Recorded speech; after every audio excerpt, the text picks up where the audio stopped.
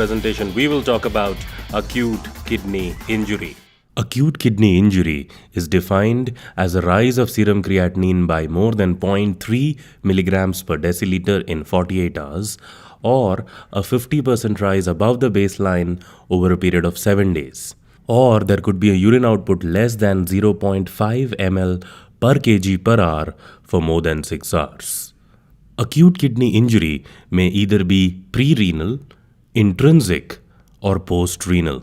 This classification helps us to understand the mechanism, etiology, and also guides the management of acute kidney injury. Post-renal acute kidney injury generally indicates a pathology in the ureter, bladder, and urethra. Pre-renal acute kidney injury may be due to hypovolemia, decreased cardiac output, decreased effective circulating volume, such as in patients with congestive heart failure and acute liver failure, and impaired autoregulation due to non-steroidal anti-inflammatory drugs, ACE inhibitors, and cyclosporin. Intrinsic acute kidney injury may be due to a pathology in the glomerulus, in which case it is because of acute glomerulonephritis. Intrinsic AKI may also be because of pathology in the tubules or in the interstitium, that is the space around the tubules. And in this case, it may be due to ischemia, sepsis and infection, and nephrotoxins, which may be exogenous or endogenous, as we will see later in the presentation,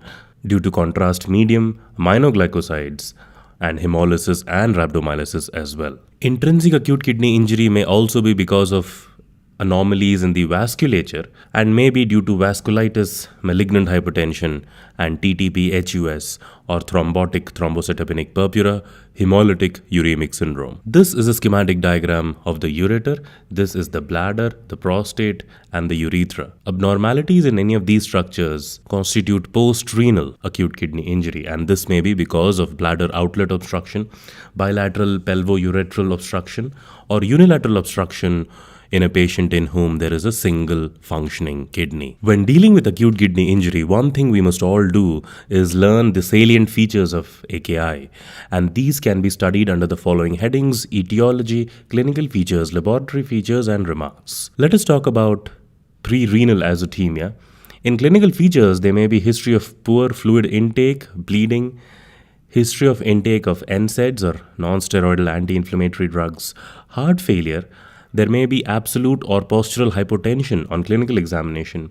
The patient may also have features of cirrhosis or heart failure. The lab features of pre-renal azotemia include a BUN and creat ratio of more than 20, a fractional excretion of sodium of less than 1%.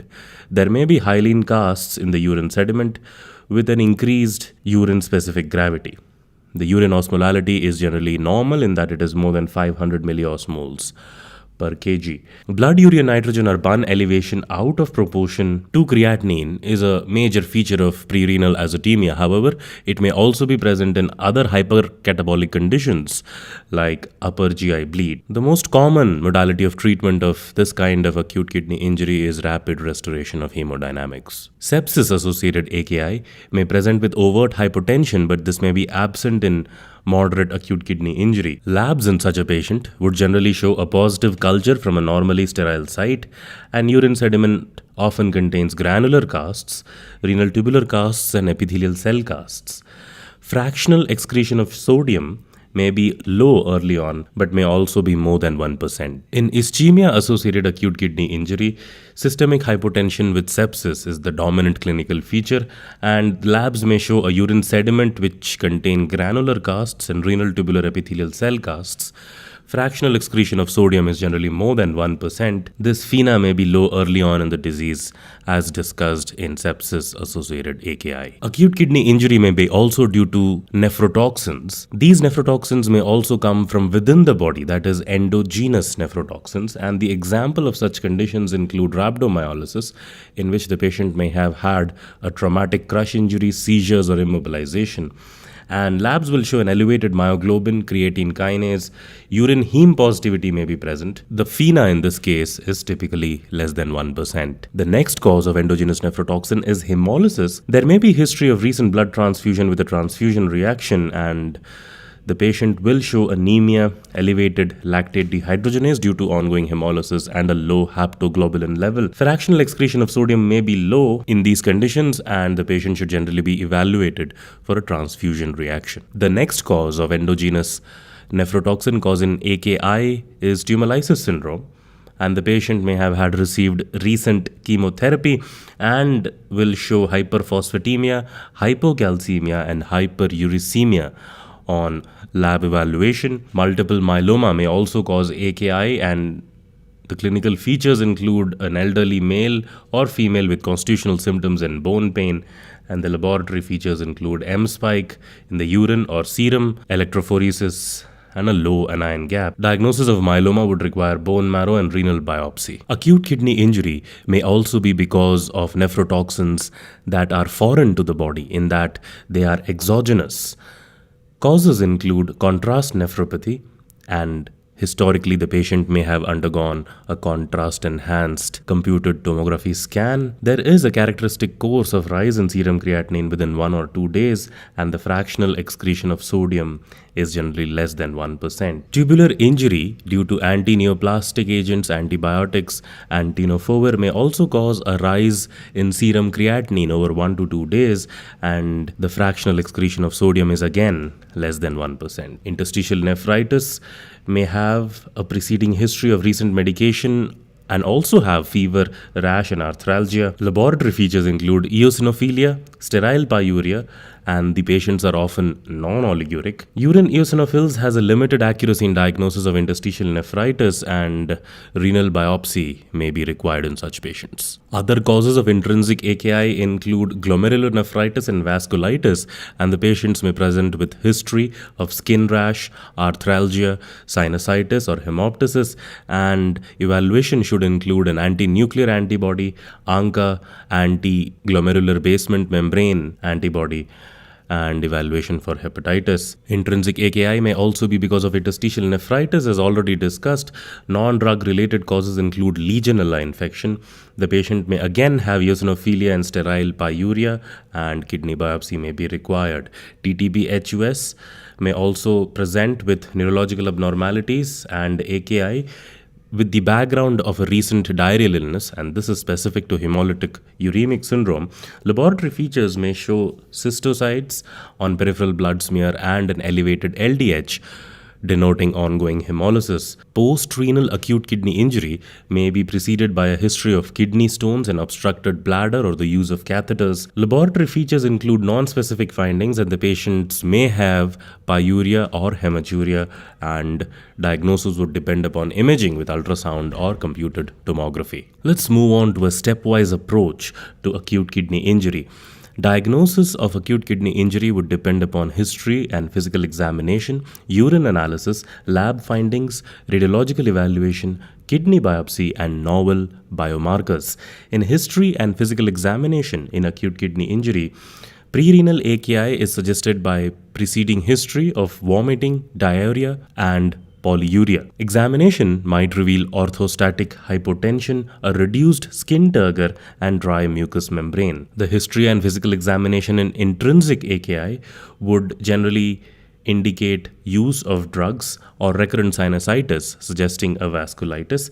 There may also be on examination a palpable purpura, which suggests a vasculitis, livido reticularis, which suggests an emboli, and erythematous rash, which may be present in acute interstitial nephritis. The history and physical examination in post-renal AKI may constitute history of colicky pain, nocturia, or frequency, and examination might reveal prostatic disease, nephrolithiasis, and pelvic or para-aortic malignancy. Urine analysis is an important part of the evaluation of acute kidney injury. The first point is volume, and patients with aminoglycoside toxicity or with a pre-existing nephrogenic diabetes insipidus may be non-oliguric. And this is important because we cannot diagnose AKI always based on the volume criteria. Protein loss is generally less than 1 gram per day. However, higher values are also possible. Hematuria and pyuria suggests acute glomerulonephritis. urinary tract infection, and obstruction. Casts and sediments may also be used for the diagnosis of AKI. In general, muddy casts would suggest an acute tubular necrosis, and RBC casts would suggest acute glomerulonephritis. Additionally, WBC casts are seen in interstitial nephritis. Urine eosinophils are seen again in interstitial nephritis but also in pyelonephritis and cystitis. Ethylene glycol toxicity may show oxalate crystals in the urine. Uric acid crystals are seen in tumor-lysis syndrome, and as already mentioned, muddy casts are seen in acute tubular necrosis and RBC casts in acute glomerulonephritis. Lab abnormalities in acute kidney injury include a raised serum creatinine, but this may show a delayed rise with aminoglycoside toxicity. Peripheral eosinophilia in the lab workup can suggest interstitial nephritis, polyarteritis nodosa, or Churg-Strauss vasculitis. Anemia is generally present in AKI and is multifactorial due to hemolysis and other pathological processes such as thrombotic microangiopathies. Electrolyte abnormalities such as hyperkalemia, hyperphosphatemia, and hypocalcemia may also be present. The other lab abnormalities include creatine phosphokinase and uric acid, which may be elevated in rhabdomyolysis and tumor-lysis, respectively. An increased anion gap is seen in ethylene glycol poisoning. A low anion gap is seen in myeloma, and complement levels may be used to diagnose glomerulonephritis or vasculitis. Laboratory findings can also diagnose based on the anti-nuclear antibody various autoimmune conditions. ANCA can suggest granulomatosis with polyangiitis. Anti-GBM antibody can suggest Goodpasture's disease, and cryoglobulins may be used to diagnose cryoglobulinemia. Renal failure indices such as elevation of blood urea nitrogen is generally disproportionate to the creatinine rise in acute kidney injury. The next renal failure index is fractional excretion of sodium, and this represents the fraction of filtered load of sodium and is generally less than 1% in prerenal azotemia due to avid sodium retention. A low fractional excretion of sodium is suggestive of but not diagnostic of intravascular fluid depletion. Urine osmolality is generally more than 500 milliosmoles per kg in prerenal azotemia, suggesting a functional kidney. Imaging in acute kidney injury may also provide clues to diagnosis. An ultrasound or CT may detect obstruction and may present with dilatation of the collecting system along with hydroureteronephrosis. Ultrasound or CT may also show retroperitoneal fibrosis or encasement with a tumor. Anterograde or retrograde pylography may be used if the diagnosis isn't clear. A word of caution about kidney size in chronic kidney disease. In general, the kidney is small and contracted in CKD except for cases with diabetes, HIV-associated nephropathy, and infiltrative disorders such as amyloidosis, along with myeloma, may present with a normal-sized kidney although the patient has chronic kidney disease. A kidney biopsy is an important part of the diagnostic evaluation of acute kidney injury. After a history and clinical examination, we can get valuable definitive diagnostic and prognostic information from the biopsy report. During a kidney biopsy, we must consider the following diagnoses such as acute glomerulonephritis, vasculitis, interstitial nephritis, myeloma, hemolytic uremic syndrome, and allograft dysfunction. The newest craze in nephrology are the biomarkers in acute kidney injury. These may be classified into either glomerular injury markers or tubular injury markers. The glomerular injury markers may be further subclassified into those in the serum and in the urine. In the serum, we have blood urea nitrogen, cystatin C, and beta trace protein. In the urine, we have podocyte count, podocalcin, and nephrin. The biomarkers of tubular injury include interleukin 18 kidney injury molecule or KIM, liver type fatty acid binding protein, neutrophil gelatinase associated lipocalin or NGAL, alpha microglobulin, TIMP2, IGF BP, N-acetyl glucosaminidase, nephrin, and glutathione S transferase. The complications of acute kidney injury include uremia, hyper or hypovolemia, hyponatremia, hyperkalemia, acidosis, and hyperphosphatemia and hypocalcemia. There may also be bleeding, infection, cardiac complications, and malnutrition. secondary to acute kidney injury. The management of acute kidney injury includes optimization of hemodynamics, and this includes volume resuscitation and judicious use of vasopressors. Elimination of all nephrotoxins must be undertaken, and renal replacement therapy must be initiated as advised. We will discuss certain additional points about the management of acute kidney injury.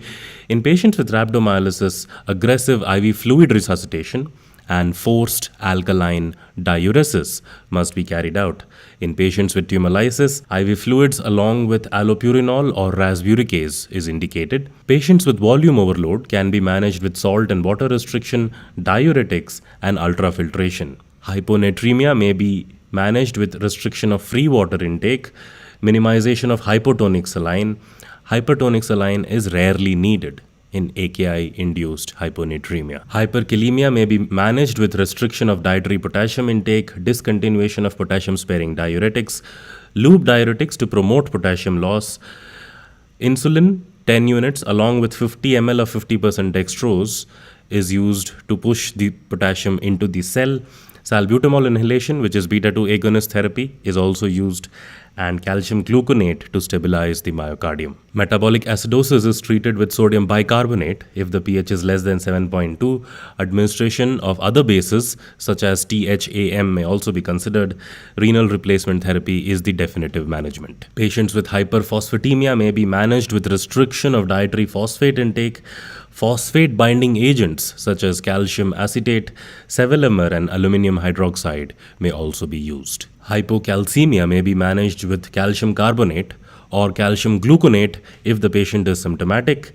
Hypermagnesemia is managed with discontinuation of magnesium-containing antacids. For hyperuricemia, acute treatment is required only in cases of tumor-lysis syndrome. Nutritional support with sufficient protein and caloric intake to avoid a negative protein balance is advised. And finally, careful attention must be given to drug dosing and frequency of administration of drugs. That's it for our presentation on acute kidney injury. Thanks for watching, and we will see you in the next